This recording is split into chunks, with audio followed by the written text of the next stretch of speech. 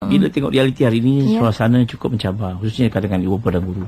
Contoh paling mudah kalau kita kata dalam konteks ini, di mana-mana, setiap kali di desa ke, di bandar ke, isu cabaran maya.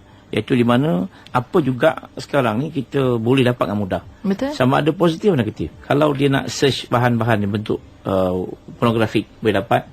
Nak dengan ceramah dapat. Dr. Zazar punya ceramah dapat. Nak dengar ceramah wang banyak. Dia nak pilih mana? Jadi cabaran kepada kita ialah bagaimana nak membina minda generasi muda pada ni, anak-anak ni, dalam memilih dua perkara, sama ada dia nak milih baik atau buruk, sebab option tu depan mereka. Betul. Jadi cabaran kepada guru dan bapa ni lah bagaimana membentuk minda. Ini satu cabaran kepada generasi muda, khususnya tak kira sama ada remaja lelaki atau perempuan. Jadi cabaran ni perlu kita hadapi dengan penuh serius. Contoh paling mudah kata dalam sekarang ni Facebook, Twitter. Sekarang ni dia tak dah dia punya cara dia tak sama. TV sekarang pun dah anak-anak muda sekarang ni kurang tengok TV dah. Dia banyak tengok kepada internet. Jadi bagaimana kita nak bentuk minda mereka supaya apabila mereka buka bahan ni, mereka boleh, kalau terbuka dia tutup terus yang negatif ni. Kalau dia tak elok, kata dosa ni. Kalau dia kata benda tu positif, dia akan tengok. Kalau positif pun dia akan tapis. Betul tak dia sudah hukum syarak sebagainya. Ini satu cabaran yang terbaru lah bagi saya dalam minda anak muda hari ini. Dan saya rasa guru dan bapa perlu memahami realiti ni. Katakanlah di rumah kita tak ada internet. Dan kita rasa kita nak block anak kita. Nak guna wifi ke, internet whatever, unify ke sebagainya. So kita block. Tapi anak-anak muda ni dia akan pergi ke cyber cafe. Tu pun lagi payah kawan. Itu lagi susah. Lagi susah sebab dia tak nampak dengan kawan-kawan dia. Jadi kadang-kadang menjadi satu kesusahan kepada kita. Dan ini suatu yang saya rasa perlu kita hadapi bersama. Dan bagaimana kita nak bentuk anak muda ni suatu cabaran kepada kita. Sebab itu membesarkan anak zaman sekarang ni nanti saya rasa macam memang cabaran lah. Kalau zaman saya macam ni, saya tak tahu bagaimana akan datang pula. Jadi bagaimana nak membina minda anak muda kita ni supaya dapat membezakan hak yang batil, halal dan haram, dan dia dapat menjadikan manusia yang bertakwa kepada Allah SWT. Ini cabaran kepada sebagai seorang pendidik dan juga sebagai ibu. Itulah kata orang tu, kita nak sahut cabaran itu ya. Dan hari ini Datuk nak memperkenalkan tentang konsep guru murabbi. Jadi apa sebenarnya konsep guru murabbi itu sebenarnya, Datuk? Baik. Guru murabbi ni suatu yang kita katakan bagaimana seorang pendidik itu boleh jadi murabbi. Murabbi ni suatu terminologi yang cukup yang besar. Dia berasal daripada tarbiyah. Pendidikan. Jadi bagaimana guru ini dalam terminologi bahasa Melayu kita ni, guru ataupun cikgu ni menjadi seorang yang murabbi. Baik, murabbi ni boleh kita huraikan dalam satu definisi yang dikatakan sebagai peranan guru dalam bidarjah atau luar bidarjah. Kita menjaga, mencurah kasih sayang, mendidik dan mengajar dan menyembuhkan fitrah pelajar agar mereka menjadi manusia yang bertakwa kepada Allah. Jadi saya nak gabungkan dua term. Guru ni satu terminologi, satu tugas. Murabbi ni suatu tanggungjawab. Jadi guru murabbi ni, bagaimana guru itu boleh menjadi murabbi. Sebab tu dalam konteks pendidikan hari ini, ini sebagai juga mana-mana, ada guru yang menjadi guru sahaja. Maksud dia, dia bertugas daripada pukul 7 pagi sampai pukul 2 petang. Lepas tu habislah. Lepas tu buat rumah, dia pun relax sebagainya. Dekat sekolah tu walaupun segelintir, tapi mereka tidak. Ada cikgu yang betul-betul guru yang kita katakan yang sangat menyumbang kepada masyarakat. Dia tidak berkira, dia tidak kisah tentang apa pun, yang penting anak murid jadi baik. Dia tidak mempertikaikan tentang tanggungjawab lebih yang dibuat. Kata-kata cikgu kata datang Sabtu, dia datang. Kalau perlu dia kata, kalau warden pula dia sanggup subuh-subuh bangun, kejut anak murid dia. Saya ada satu pengalaman di sebuah sekolah di Kuala Selangor, SMK Kuala Selangor, pengetua dia pada situ. Pengetua dia bangun pagi, kejut anak murid, bangun subuh untuk sembahyang berjemaah. Ini sesuatu yang baik. Jadi inilah guru yang kita katakan guru murabbi, iaitu jiwa yang ada padanya bukan sekadar hendak mengajar ilmu, tetapi lebih kepada bagaimana mendidik manusia itu untuk menjadi manusia yang soleh. Jadi tanggungjawab dia bukan sekadar nak mengajar, katakan hari ni contohnya lah dia mengajar matematik. So dia bukan mengajar math saja, tetapi dalam pada masa sama, dalam dia mengajar matematik tu, dia menjadi guru yang mendidik akhlak. Kalau waktu semayang, dia pun sama semayang. Kalau di guru sains sebetulnya, di guru fizik, dalam fizik dia menerangkan tentang bagaimana keesaan Allah SWT. Dalam biologi, kalau guru pilihan Islam, lagilah besar tanggungjawab. Jadi kita bagaimana membentuk supaya guru-guru sekolah ni, khususnya agama Islam ni, dia boleh bertugas di sekolah sebagai seorang murabbi, iaitu yang bertujuan bila dia mengajar anak murid itu, dia tidak hanya mengajar memberikan ilmu semata-mata, Tetapi yang lebih penting dia membangunkan dari pelajar, mendidik akhlak, menyuburkan sifat kasih sayang di kalangan pelajar, dan akhirnya mereka membangunkan keseimbangan dari aspek jasmani, emosi, rohani dan intelektual. Ini kalau kita tengok dalam falsafah pendidikan kebangsaan, kita harap mungkin guru-guru mungkin telah faham apa dia falsafah pendidikan kebangsaan. Tapi bapa juga kena memahami apa dia falsafah pendidikan, iaitu untuk melahirkan manusia yang seimbang dari jasmani, emosi dan rohani. Jadi ini boleh berlaku kalau guru ini dia bertanggungjawab membangunkan anak murid dengan nilai untuk membangunkan jiwa mereka, membangunkan sifat yang ada pada mereka. Dan yang akhir yang paling penting bagi saya, matlamat pendidikan ini adalah untuk melahirkan insan yang soleh. Jadi kalau kita ambil dua term ini, guru, murabbi ini, dia suatu tanggungjawab yang cukup besar, dan kita mengharapkan supaya guru murabbi ini dapat melaksanakan tugas dan amanah di sekolah. Jadi dia tidak terikat kepada sukatan pelajaran sahaja, tetapi dia lebih kreatif dalam menjadikan anak murid ini anak murid yang bertakwa kepada Allah Subhanahu Wa Taala. Subhanallah, itu dia ya, kata orang tu konsep pada guru murabbi ini. Dan bila cakap tentang konsep tu, asasnya bagaimana sebenarnya, Datuk? Baik, bila cakap konsep murabbi ni, dia ada satu term yang kita kena kait juga, iaitu term dakwah. Jadi dakwah ni satu benda cukup besar lah kan. Maknanya dia mengajar dan berdakwah. Ini satu yang kita cuba nak sama-sama kita harap guru-guru kita yang mendengar dan juga rakan-rakan sebagainya, dia memahami bahawa tugas guru ni bukan sekadar mengajar di sekolah semata-mata, tetapi kalau kita bincangkan soal ni, sebenarnya kita kena kait konsep dakwah. Kalau kita ambil sirah Nabi Muhammad SAW, Rasulullah ni seorang da'i, dan dia seorang hebat, dia mengajar juga. Jadi kita tak boleh pisahkan konsep dakwah dan konsep guru ni, tidak boleh pisahkan Islam. Sebab tu guru di sekolah dia sebenarnya, kalau kita ambil terminologi tu, sebab tu saya kata kalau boleh kita guna istilah Islam ni, dia maksud beza kan. Kalau panggil murabbi ni, dia ada nilai Islam. Tapi kalau guru ni dia ada sikit kurang lah, sebab nilai guru ni dia, kalau murabbi tu nama ada nilai agama, mursyid dia ada nilai agama. Sebab tu term bahasa Arab ni dia penting, dia beza dengan term biasa. Jadi kalau kita ambil murabbi ni, kalau kita kena nak gabungkan, mesti kita gabungkan dengan konsep dakwah. Sebab tu bagi saya lah, pandangan saya, kalau kita buat tengok kajian tentang sirah Nabi Muhammad SAW tentang pendidikan, sebab tu Rasulullah sebagai role model dalam pendidikan. Jadi bagaimana Rasulullah itu menyampaikan ilmu, pada masa yang sama dia berdakwah, pada masa yang sama dia menyampaikan ilmu, pada masa yang sama dia menjadi role model kepada masyarakat. Saya bagi contoh paling mudah kalau dalam konteks ni, kalau kita biasa dengan hadis sallu kama ra'aitumuni usalli, ini satu hadis yang cukup popular di kalangan fiqh. Tapi kita tengok dari sudut dakwah dan pendidikan. Sebab tu Rasulullah disebutkan sallu kama ra'aitumuni usalli. Dia kata, wahai manusia, lihatlah macam mana aku semayang. Dia tak suruh minta sahabat semayang. Tengoklah kata Abu Bakar semayang, tak. Dia direct kepada dia. Dia kata sallu kama ra'aitumuni usalli, itu maksud dia kalau dalam konteks pendidikan, kalau fiqhnya lain, konteks pendidikannya kita ambil, tengok macam mana aku semayang. Maknanya Rasulullah itu menunjukkan cara yang terbaik. Maknanya kalau guru tu dia kena jadi model kepada pelajar. Dia yang akan dilihat dan diikuti. Jadi kalau saya kata istilah paling, kalau lah guru ni nak jadi guru hebat ni, kalau dia berani cakap pada anak murid saya, wahai anak muridku yang ku sayangi, kau tirulah macam aku. Kalau itu boleh disebutkan kepada anak murid kita, maknanya guru ni boleh menjadi model kepada pelajar. Sebab tu Rasulullah disebutkan sallu kama ra'aitumuni usalli. Jadi kita ambil contoh ni Muhammad tu, tengok dia buat. Okey, tengok semai itu. Tapi dalam konteks pendidikan, kalau dalam kaedah pendidikan demonstrasi tu, Rasulullah buat sendiri kaedah demonstrasi itu. Tunjuk cara tu Rasulullah tunjuk. Jadi kalau kita ambil pendidikan, Rasulullah buat benda tu sendiri. Jadi dalam konteks pendidikan, kalau kita ambil yang lebih luas lagi, guru ini perlu menjadi contoh kepada anak murid. Jadi dalam konteks ini, guru mesti berdakwah dalam sekolah.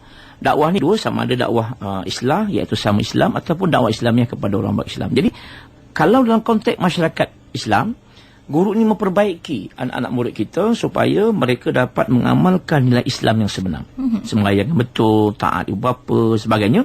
Manakala dalam konteks dakwah Islamiah, dalam konteks dakwah itu lagi yang lebih besar, dakwah kepada orang bukan Islam. Mampu tak guru-guru kita, sama ada guru pendidikan Islam ke, guru matematik ke, guru bahasa Melayu ke, guru kimia ke, guru fizik ke, dia menjadi contoh kepada orang bukan Islam bahawa Islam ni adalah agama yang baik. Islam ni agama yang mulia. Sebab tu di sekolah, guru sentiasa diperhatikan. Guru sentiasa tengok apa yang guru buat, apa yang guru cakap, apa yang guru lakukan, diperhatikan oleh anak murid. Sebab itu kadang-kadang kalau benda tidak baik dilakukan oleh segelintir guru, kadang-kadang boleh dijadikan dalil ataupun asas kepada anak murid untuk melakukan kesalahan. Saya beri contoh paling mudah. Ada guru kita yang tak ramai, sikit je kalau kata dalam ratusan ribu guru yang mungkin ada seorang dua lah. Contoh guru yang merokok di sekolah. Merokok di sekolah ni, jadi kalau budak nampak, dia kata pelajar nampak, tu cikgu merokok boleh pun, saya tak boleh merokok. Jadi ini satu dalil yang katakan alasan yang boleh digunakan oleh anak murid untuk melakukan keburukan. Guru yang tak baik ni tak ramai, tapi dalam kerja manusia biasa, di mana-mana pun ada yang kurang dan sebagainya. Tapi yakinlah bahawa guru-guru ini perlu memahami konsep dakwah. InsyaAllah bila guru ni faham konsep dakwah, dia faham konsep bagaimana tanggungjawab kepada Allah Subhanahu Wa Taala, maka insyaAllah mereka akan dapat melakukan tanggungjawab yang sebaiknya. Iaitu insyaAllah dia akan jadikan, Allah akan bantu dia, Allah akan tolong in tansurullah in tansurkum. Kalau kita tolong Allah SWT, yakinlah Allah akan tolong kita. Jadi kalau kita bersekolah dengan niat berdakwah, kita menolong jalan Allah, yakinlah bahawa Allah akan mudahkan hidup kita. Ini suatu yang janji Allah SWT yang dalam Al-Quran yang sebutkan bahawa, maka sebagai pendidik, saya berpandangan sepatutnya guru-guru dalam yang agama Islam ni perlu melaksanakan tugas guru ni sebagai seorang murabbi yang berteraskan kepada konsep dakwah. Jadi kalau kita nak ambil term yang lebih, guru murabbi atau guru da'i. Jadi bila ke sekolah tu, dia bukanlah sekadar guru biasa, tetapi guru yang membawa misi Islam. Guru yang bertujuan ke sekolah, aku datang ni ke sekolah nak ajar anak murid aku bagaimana menjadi manusia Islam baik. Ada cikgu-cikgu ni kadang kan non-IT masalah juga. Bukan semua cikgu, ada sikit lah. Kata cikgu ni kan dia rajin kat sekolah. Kalau pengetua suruh buat hias mesyuarat PIBG tu, dialah nombor satu. Kemas dewan, buat perhiasan, pasang kepang pula, pasang apa namanya, dia bagi langsir, pasang hiasan. Tapi kadang-kadang dia punya sibuk tu sampai terlupa nak solat. Jadi solat ni lupa pasal sibuk sangat nak menjaga kerja atau sukan. Kadang-kadang sibuk sangat bersukan, asal tertinggal. Kalau kita tanya, kenapa tak semayang cikgu? Bukan semua cikgu, sikit cikgu ni. Kalau kata sikit, tapi cikgu tak elok lah kan. Kita kena baiki. Jadi kita terbiah mereka. Kenapa cikgu tak semayang asal cikgu? Tak sempat lah tadi kat Padang. Kalau tadi kata pasal langsir, tadi pengetua suruh pasal langsir lah, tadi tak sempat nak buat. Kalau di akhirat nanti, masa jumpa Allah SWT, ini untuk saya juga, tak sekali untuk saya kan. Agak-agak lah kalau Allah tanya, katalah cikgu Halim, saya lah kan. Cikgu Halim, kenapa masa 30 hari bulan 1 tahun 2013 kamu tak semayang asar? Saya ni, ya Allah, saya pengetua suruh pasang langsir lah. Agak-agak jawapan tu lepas tak api neraka? Itu soalannya, Pak. Jadi ini kerja kita. Jadi sebenarnya tanggungjawab kita. Jadi bagi saya lah, jadi guru-guru yang kita rakan-rakan yang semayang ni pun kena ajak mereka semayang. Kita ajak mereka, jom semayang. Soal nak buat tak basuh, tapi tanggungjawab kita ialah, hebat macam mana pun kerja manusia, kita jangan lupa bahawa Allah SWT lebih utama. Ini kadang-kadang kita rajin kat Padang, sukan sebagainya, tapi lupa yang semayang tu. Ni dia kata masalah jadi tak jadi murabbi ni. Dia lupa bahawa mengajar tu sekat mengajar, tetapi mengajar itu tidak menjadi contoh terbaik kepada anak murid kita. Itu dia. Kata orang tu, jadi guru tu pun dah mulia. Kalau jadi guru sama-sama tu murabbi, mendakwah, apatah lagi ya, Datuk. Dan waktu ini juga bagi anda yang ingin terus serta sama-sama berinteraksi bersama dengan yang bahagia Datuk Dr. Halim Tamuri di talian kita, kami buka di 0362051500, juga di FB dan SMS tidak kami tinggalkan untuk sama-sama anda berinteraksi bersama dengan kami, insya-Allah, berkenaan tajuk kita hari ini, guru murabbi. Dan saya juga tertarik dengan soalan daripada FB rakan kita ya, daripada Nur Hanani Hussein. Dia kata, Assalamualaikum yang bahagia Datuk, Doktor. Kata, apakah faktor-faktor yang membentuk peribadi seorang guru menjadi murabbi ni? Ciri-ciri bagaimana tu? Baik, ini berkait, menarik kat soalan ni. Kita huraikan apakah ciri-ciri yang ada pada seorang guru nak jadi murabbi ni. Banyak sebenarnya elemen-elemen, nanti kita huraikan saja. Tetapi dalam guru ni, dia ada satu komponen yang paling utama, iaitu bagaimana dia melihat tugas guru ni dalam konteks mana. Contoh dia katalah dia ke sekolah nak jadi guru ni sebab nak cari makan. Dia kata nak cari makan, maksud dia nak dapat gaji. Maka pada masa itu niat dia nak makan gaji. So yang dia dapat tu inama amal biniat. Jadi niat dia hanya dapat makan gaji lah. So dia kat situ bersekolah, yang penting habis 10 tahun pelajaran, lepas tu dah mengajar, cukup lah. Kerja lain tak nak buat, sebab ini bukan kerja dakwah. Sebab ini kerja bukan kerja saja ialah kita mengajar saja. Kata dia ajar-ajar sukan, boleh balik. Atau dia ngajar dengan Islam pun sekali. Saya ngajar cukup lah. Petang ni budak-budak jadi apa pun. Itu bukan saya, itu kerja kaunselor contohnya. Jadi dia tidak melihat tugas guru ni sebagai tugas yang besar. Jadi nak mulakan menjadi guru ni kena mulakan dengan guru kita ke sekolah ini dengan nilai yang pertama, iaitu nilai keikhlasan kepada Allah SWT. Apabila ikhlas tu dia mula dalam hatinya. Lepas tu kalau sekarang secara guru saya kata yang pertama ni kena terima hakikat. Bahawa qada qadar kita menentukan kita jadi ustazah atau ustaz. Kalau kita terima qada qadar ni, kita memanglah Allah takdirkan aku jadi ustazah kot, atau jadi ustaz kot. Di situ kita menghakik bahawa kita ni menerima. Lepas tu saya tanya soalan, siapa kita? Adakah kita menerima diri kita sebagai seorang ustaz atau ustazah? Ataukah diri kita menerima sebagai seorang pendidik? Sebab pendidik ni nanti nampak simple, tapi dia ni ada sesuatu yang berbeza. Sebagai contoh, cikgu ni dia tak boleh macam orang lain. Dia kena berbeza. Berbeza, saya cuba contoh. Pakaian cikgu tak boleh macam pakaian orang lain. Katalah cikgu boleh saya kata, kalau ceramah guru saya katalah cikgu ni yalah, dia ni katalah dia cikgu pergi pasar malam, cikgu lelaki lah kan, pakai seluar steng tu, orang Jawa panggil seluar katok, orang panggil istilahnya saya Jawa ni kan. Jadi seluar yang pendek tu, lepas tu pakai t-shirt ada gambar kata tengkorak. Sekarang ni zaman-zaman kata-kata tengkorak. Jadi pergi pasar malam. Jadi adakah sesuai seorang cikgu berpakaian begitu di luar sekolah? Sebab cikgu ni dia ada status dia yang berbeza. Sebab tu cikgu ni jadi role model. Ini berbeza. Sebab tu kalau kita tak boleh terima diri kita sebagai pendidik, kita suka nak berubah. Sebab tu kadang-kadang yang penting kepada kita nak betulkan niat kita. Jadi elemen pertama yang kita katakan bagaimana untuk menjadi guru yang baik, guru cemerlang, ialah niat kita untuk bekerja. Sebab tu niat bekerja tu lillahi ta'ala. Apa yang kita buat tu sebagai ibadah kepada Allah SWT. Jadi kalau ini betul niat yang pertama, itu komponen pertama, maka komponen itulah akan menjadikan diri sebagai seorang murabbi. Itu asas utama. Nanti ada beberapa elemen lagi yang saya rasa yang boleh kita huraikan, seperti ilmu pengetahuan, kemahiran, motivasi dan personality. Itu dia antara ciri-ciri ataupun faktor-faktor yang perlu diambil berat oleh guru-guru, para guru di luar sana. Dan sebenarnya kita pun ada panggilan di talian kita di 0362051500 untuk Datuk tanyakan soalan kepada Datuk daripada Puan Sah dari Kajang Datuk ya. Kita bersama dengan beliau, soalan, pandangan, silakan Puan Sah, silakan. Assalamualaikum Datuk. Waalaikumsalam. Saya nak cuba nak highlight satu lah. Baru-baru ni kita menghadiri satu mesyuarat PIBG. Tapi nampak ada ada kemesraan di antara ibu bapa dan guru. Di mana cikgu nampaknya akhir-akhir ni jarang memberi peluang kepada ibu bapa untuk meluahkan masalah anak-anak. Itu minta pendapat Datuk. Ya, terima kasih. Assalamualaikum warahmatullahi. Bagaimana tu Datuk sebenarnya? Baik, ini suatu perkara yang perlu kita lihat bersama. Bagi saya lah, PIBG ni suatu platform yang cukup penting bagi sekolah. Sebab itu hubungan dengan guru dan juga ibu bapa ni sangat penting. Sama ada salah komunikasi sebagainya itu boleh kita atasi. Tapi dalam konteks ini apa yang paling utama ialah guru dan juga ibu bapa ni perlu saling memahami bahawa mereka ni saling memerlukan antara satu sama lain.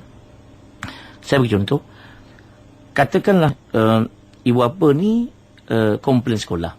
Okey, kalau tak pergi sekolah, siapa nak ajar anak dia? Betul. Lepas tu kalau kata parent pula, ibu bapa kata apalah budak ni, tapi kalau tak ada anak murid, tak ada cikgu. Itu hubungan yang paling mudah antara saling kita saling melengkapi yeah. antara satu sama lain. Jadi saya berpandangan platform ini perlu kita perbaiki. Itu mungkin salah komunikasi sama ada pihak ibu bapa ataupun pihak guru, itu mungkin komunikasi yang perlu kita bagi. Jadi jelas saya cadangkan dalam konteks ini saya cadangkan apa yang kita buat, kita kena mengadakan pihak sekolah bersama dengan PIBG ibu bapa kena bersama-sama untuk duduk semeja. Pihak sekolah juga kena menyediakan platform untuk ibu bapa ni dapat communicate dalam forum, dalam aktiviti yang perlu diadakan dengan PIBG. Ibu bapa pula kena memahami bahawa tugas guru ini bukannya mudah. Tidak mudah je. Saya beri contohnya, nanti kena mengajar anak ni bukan senang. Betul. Kadang-kadang kita ibu bapa ni kadang salahkan, itulah cikgu tak buat anak saya mengajar sekolah. Tapi kalau kita semak ibu bapa kita, ini isu yang besar ya, katakan. Kadang-kadang ibu bapa kita yang ada duit sikit lah kot, dia sanggup belanja 100-200 beli kain sutera. Anak raya ni kan suatu sampai baju raya apa? 5 pasang. Oh, banyak tu kan. Saya satu je lah kan. Orang lelaki, cik yang lelaki kasut ni mahal. Kasut kelak. Apa lagi? Keretanya, kereta besar. Contohnya macam, kalau sekarang ni mungkin kereta baru kan. Honda nak keluar baru. Preve ke, sebagainya nak keluar baru. Dia sanggup beli kereta. Tetapi nak menyediakan tempat anak untuk belajar, tak ada. Penting sangat ni, dalam konteks pendidikan ni, kita kena sediakan tempat anak untuk belajar. Bukannya nak mahal, tetapi contoh atas kemampuan. Kalau kita boleh beli anak kita kat rumah kita beli kereta mahal, kenapa tak boleh belikan kerusi anak kita yang mahal untuk belajar? Meja ke, bilik untuk study dia, khas untuk dia. Kalau di kampung juga, katakan, kamu tak perlu meja mahal. Buatkan kayu, buat ayam, buat sendiri. Tapi ada satu sudut di tempat di mana anak-anak belajar. Ini khas dia untuk belajar. Jangan kita tak boleh kata, belajar kat mana? Atas lantai je lah. Sambil tengok TV. Jadi, belajar tengok TV. Ni tengok TV, belajar dah ke mana kan? Jadi, kena ada satu corner, satu sudut. Kalau bilik, kalau rumah kecil, tak apa, bagi sudut. Ni untuk belajar. Jadi, kita menunjukkan komitmen kepada kita bahawa kita kena belajar.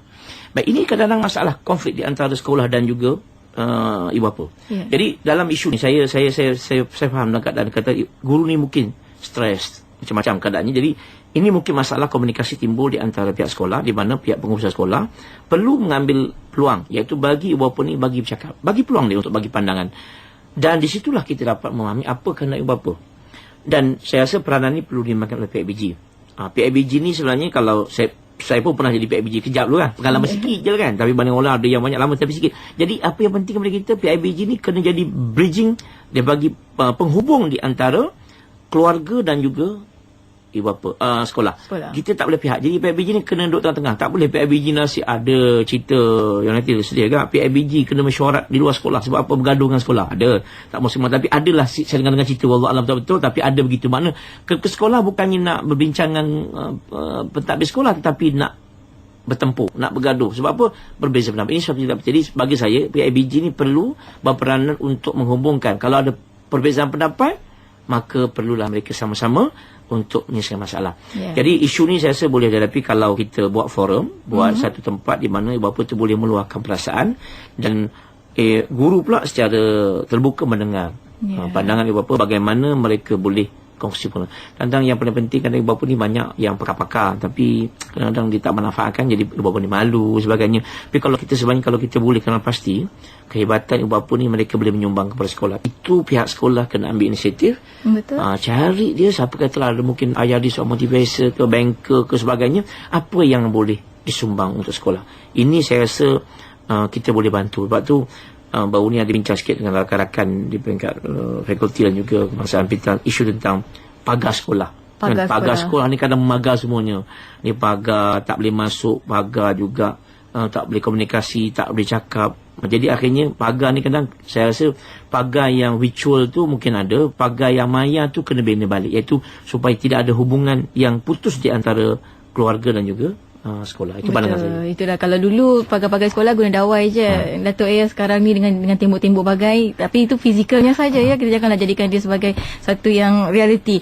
Dan waktu ini juga kita ada soalan daripada Puan Azizah daripada Ipoh, tapi sementara kita nak bersama dengan Puan Azizah, saya nak tanyakan juga soalan tentang ciri-ciri guru murabbi ni ya. Bagaimana ciri-cirinya, dan kalau tak memiliki ciri-ciri itu, adakah kita layak untuk guru itu dipanggil sebagai seorang guru sebenarnya? Sebenarnya guru murabbi ni ada banyak. Saya boleh buka ada banyak elemen. Antaranya guru ni pastilah pandai menerapkan nilai ketauhidan kepada Allah SWT. Kemudian menerapkan nilai-nilai kemanusiaan semasa mengajar.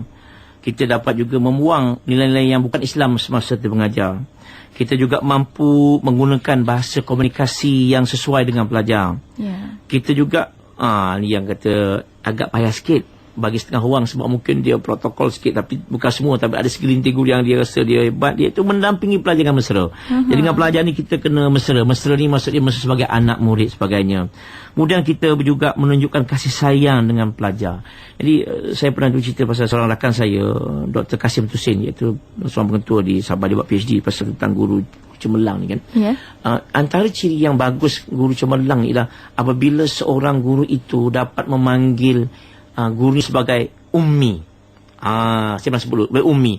Jadi ibu. Jadi dia menganggap guru ini sebagai ibu dia. Ini satu level yang cukup besar. Jadi kalau seorang guru itu, kalau guru kita mendengar bahawa kita menjadi ummi ni, maknanya, tapi bukan paksa, dia akan paksa, dia biasa. So dia merasakan ibunya itu sebagai ummi. Ini satu nilai yang ada pada seorang guru, khususnya guru perempuan. Kalau guru lelaki, dia tidak jadi ayahanda. Ayahanda gitu sangat pula kan. Dia mungkin jadi seorang rakan, sahabat.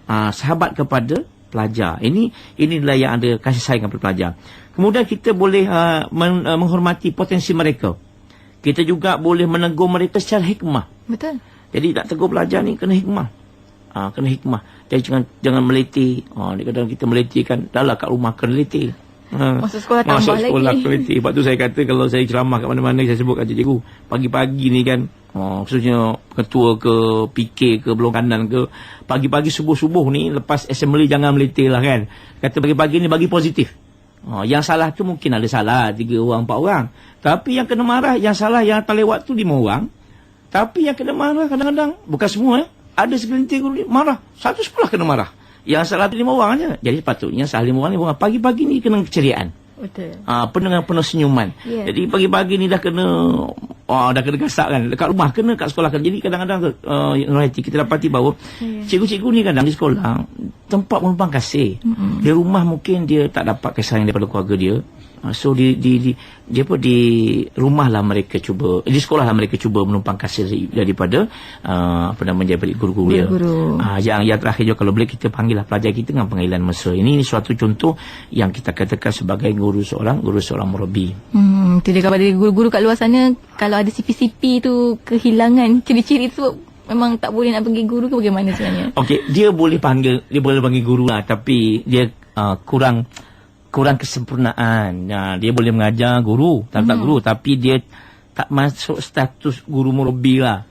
Dia guru saja. Jadi kalau dari sudut tu dia istilahnya dalam bahasa sekarang ada sedikit kekurangan. Jadi dia cikgu juga, tetapi dia akhirnya pelajar tu tidak sayang kepada mereka, dan yang paling utama dia tidak akan membentuk guru tu sebagai pelajar yang bertakwa kepada Allah SWT. Itu yang saya, jadi sebagai guru murabi dengan akhirnya produk ni, hasil dia, supaya guru ini dapat mendidik anak murid anak soleh bertakwa kepada Allah SWT. Itu dia. Dan waktu ini kita nak ambil panggilan daripada Puan Azizah kita tadi, daripada Ipoh yang tertangguh. Kita bersama dengan Puan Azizah waktu ini talian. Silakan Puan Azizah. Kalau macam saya bekerja, Ya. so bila masuk waktu asar tu, Ya. pukul 5 macam tu, Ya. dan saya habis kerja pukul 5.30. Saya. Jadi saya terus bila masuk waktu tu saya terus pergi semayang lah. Pergi surau, tapi majikan saya menegur saya lah. Sebab dia kata yalah, saya pergi waktu dalam masa office hour tu. So saya nak tanya macam mana ya. Ini Statusnya bagaimana? Okey, begini, kalau sebab tu kalau ada setengah tempat, kalau macam ini agak jadi pandangan saya mungkin lebih maklum, ni pandangan saya, mungkin saya berbeza pendapat orang lain. Kalau tanya saya, biar kalau asal ni dia ada waktu yang agak panjang, memang betul waktu, tapi kerja tu sebab kita bekerja dalam waktu dia, lewatkan sikit apa, katakan kita habis pukul 5 bekerja, pukul 5 tu terus kita berjamaah. Lepas tu ada tempat yang bagus ni, dia ada satu tempat di kawan saya, dia buat satu syarikat company teknologi, dia pasal fiber optik. Dia buat gini, dia kata apa yang dia buat, dia berjamaah, iaitu dia bersemayang selepas waktu kerja pukul 5, kemudian dia berjamaah. Memanglah di awal waktu tu dia afdal, tapi saya rasa kalau boleh dibuat, jangan sampai hujung tak elok. Jadi awal habiskan waktu bekerja, selepas itu kita solatlah selesai. Itu pandangan saya, sebab mungkin masa bekerja itu masih lagi dalam tempoh. Tapi kalau dapat majikan tu lebih baik, kalau dia majikan yang memahami, saya rasa dia akan buat waktu awal. Tetapi tidak salah kalau dia kata habis bekerja pukul 5, saya jalankan buat berjamaah. Ini menarik. Sebab tu saya kata berjamaah ramai-ramai, pahalanya pun 27. Mungkin lewat sedikit lah, afdal di awal. Tetapi sebab waktu bekerja tu kita boleh akhirkan, tapi janganlah sampai terlalu lewat, sampai nak jamak ke asar tu tak betul lah kan, itu melampau sangat. Jamak asar pun ujung asar, awal maghrib itu tak boleh langsung lah. Itu bagi saya tak kena. Jadi kalau lewat masih bekerja, pada pandangan saya, saya rasa okey, tak ada masalah. Tetapi selesaikanlah kerja, selepas tu kita semayang. Dan kalau dapat, kita ajak kawan-kawan kita bercakap, itu lebih baik untuk kita. Itu pandangan saya. Ya, itu dia. Kalau kita ambil pandangan atau soalan daripada Akidin di FB kita, Dato' dia kata bagaimana cara untuk menjadi guru murabi dan langkah-langkah untuk mempraktiskannya dalam kelas secara praktikal, dan adakah Dato' guru tak boleh ambil tindakan tegas kepada pelajar sebenarnya? Betul. Baik, dalam konteks kita sebagai guru ni, pertama dalam kelas ni saya kata kalau dia beza, kalau sekolah rendah lain, sekolah menengah lain, universiti lain. Kalau sekolah rendah ni, guru dia mesti ada sifat keibubapaan. Kalau di sekolah menengah ni, guru ada sifat macam kawan, rakan. Kalau di universiti, dia jadi macam teman dia, kawan, sahabat dia. Ini suatu pendekatan yang mudah kita boleh lakukan kalau kita laksanakan. Jadi, dia boleh dalam kelas. Contoh paling mudah, saya kata, kalau di kelas ni, kalau sekolah rendah, kita bolehlah macam ibu bapa di rumah. Kalau di dalam kelas, kita lah bersahabat dengan mereka. Untuk ambil tindakan tegas, kena ambil tindakan. Lepas tu kadang-kadang ada parent ni, dia kata, jangan marah anak saya kat sekolah, ya, nanti saya saman. Ni kata, saya kata kalau gurunya berat ni, kata, bukan cikgu ni, dia kena ambil tindakan yang tegas. Kalau dia melakukan kesilapan. Pada pandangan saya, sayang kepada anak murid ni, kita kena sayang macam anak kita. Betul. Okey, saya beri contoh. Katakanlah, anak kita ni, dia tak semayang. Okey, kita kena marah dia. Kita kena nasihat dia, tak nak juga kita marah dia, sampai tu kita kena, kalau perlu sebenarnya saya rasa kalau kita berdakwah betul, tak perlu rotan pun sebenarnya anak-anak ikut, dia akan ikut. Betul. Rotan ni benda yang terakhir lah, kalau boleh tak payah buat lah. Baik, kalaulah guru ini dia dapat membentuk di rumah, kalau anak kita lepas kena marah, biasa kita akan nasihatkan dia, kita pujuk dia selepas, okey, ayah sebenarnya buat ni bukan ayah benci, tapi sayang kat kau. Aku sayang, ayah sayang kat awak ni sebagai anak saya. So sama juga, sebagai guru, kalau waktu marah, kita marah. Waktu pujuk, kena pujuk. Ini waktu marah, kita marah. Waktu pujuk, tak nak pujuk. Tak boleh. Dia seimbang. Lepas tu, dia kena ambil macam parent. Kalau kita sayang anak-anak kita, waktu marah, kita marah. Betul. Maknanya kita marah tak suka. Marah tu dan sayang. Saya kadang, kalau kita nak pukul anak kan, kalau kita benda terakhir lah, jangan buat lah kalau boleh. Kalau anak kita dengan saya, last sekali, kalau kita nak rotan pun, kita niat lah. Rotan pun tak boleh kat mana, kat belah bawah, daripada lutut ke bawah. Ke bawah bukan kat badan, ke lutut kan. Bismillahirrahmanirrahim. Ya Allah, dia nak baik. InsyaAllah jadi baik. Tapi kalau kita geram, maka geramlah segala-galanya dapat geram. Itu dapat. Tapi sama juga macam guru. Jadi kita ada peraturan. Kalau dalam sekolah ada peraturan. Kita ikut peraturan secara rotan sebagainya, ikut peraturan. Jangan main lanya, tak boleh lah kan. Ada peraturan ni. Sebab sekarang ni ada banyak perkara yang betul perhatian. Jadi saya berpandangan kalau guru ini nak tegas boleh. Kalau waktu kita pujuklah mereka.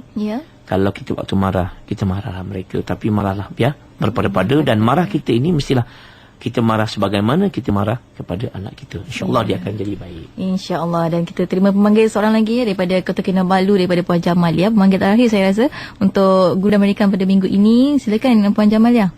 Macam mana nak menegur pelajar ni yang bermasalah etika ni masalah etika. Dan pelajar ini pula dia bukan pelajar Islam lah. Okey. Terima kasih soalan Fahmi. Okey, terima kasih. Ini soalan yang menarik ya. Baik, saya lah biasanya kalau ada anak murid saya tanya dia mengajar kat mana di sebuah sekolah, lepas dia posting tu dia tanya saya, Ustaz, saya ni macam mana Ustaz nak ajar anak saya ni yang anak murid degil.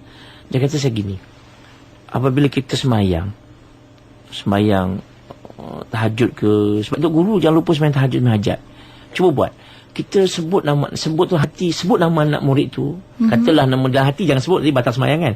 Dalam hati dia, ya Allah, katalah nama dia, nama saya Abdul Halim Tamuri. Ya Allah, nakalnya Abdul Halim Tamuri. Ya Allah, kau ubahkanlah hati manusia yang baik. Sebut nama dia bersemayang, doa dia masa semayang. Tak kira lah bagi saya doa kita ni untuk orang Islam. Kalau orang Islam, insyaAllah kita lagilah katalah nama dia bukan Islam pun. Nama dia dalam hati kita niatkan nama, ya Allah, doa kau bagilah hidayah kepada mereka. Hati doa ni sebenarnya paling besar. Kita lupa bahawa yang mengubah hati manusia ni siapa? Allah. Betul. Kita boleh berusaha, kita nasihat, tetapi kalau Allah tak bagi hidayah kepada dia, takkan ubah. Jadi sebagai pendidik, ni dia murabbi ni. Jadi dia semayang ni kena doa.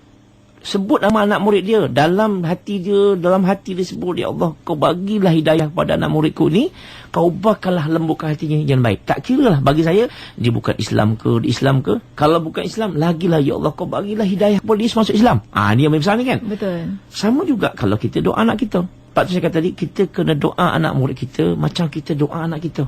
Lepas tu kalau doa kita semayang tu, katalah nama anak kita, ya Allah, Ya Allah, bagilah Abdul Halim ni. Contohnya lah, kecemerlangan dunia akhirat. Sama juga kita juga buat kepada anak kita.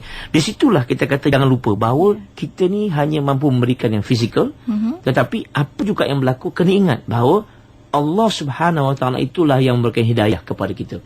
Uduni astajib lakum. Doa Allah makbulkan. InsyaAllah. Lepas tu guru yang merabbi, jangan lupa ingat doa kepada Allah Taala, sembahyang hajat, sembahyang tahajud kepada Allah, sebab itulah yang mampu menggerakkan hati manusia kembali kepada kebaikan dan kita nak supaya menjadi insan yang soleh. InsyaAllah. Itu dia, nampaknya dah sampai ke penghujung pertemuan. Mungkin sedikit sebagai kesimpulan dan juga peranan masyarakat sebenarnya, bagaimana nak membantu guru-guru di sekolah, apa yang boleh kita lakukan sebenarnya. Datuk, silakan. Okey. Masyarakat sangat penting. Lepas tu saya mengharapkan masyarakat sebagaimana yang saya sebelah sebelum ini, masyarakat jangan meninggalkan sekolah. Saya mengharapkan supaya sekolah-sekolah yang ada di sekitar kita ni bantu sekolah. Tadi ada memanggil kata PIBG. PIBG salah satu mekanisme sekolah yang boleh masyarakat membantu sekolah. Jadi harapan kita ialah supaya masyarakat ni beri sumbangan. Jangan asyik salahkan sekolah tu lah, sekolah ni lah, sekolah tu lah, tak cukup lah. Tapi apa yang kita buat? Menunding orang ni dia mudah, menunding sekolah yang mudah. Oh, cikgu tak ajar. Kita buat apa? Kalau kita pun tak bantu sekolah, siapa nak bantu lagi? Sekolah, melalui masjid, surau, masyarakat, PIBG sebagainya, kenalah memberi bantuan kepada sekolah. Dan sekolah juga perlu terbuka. Khususnya pentadbir ini terbuka. Bila orang bantu, kita bantu. Dan kerjasama yang mantap ini akan berjaya. InsyaAllah dengan hubungan yang rapat antara masyarakat dan guru ini akan menjadikan sekolah kita, akan menjadikan guru kita, akan menjadikan anak murid kita yang akan jadi proses yang membawa proses kebaikan kepada menjadikan manusia itu insan yang soleh. Itu harapan kita. InsyaAllah.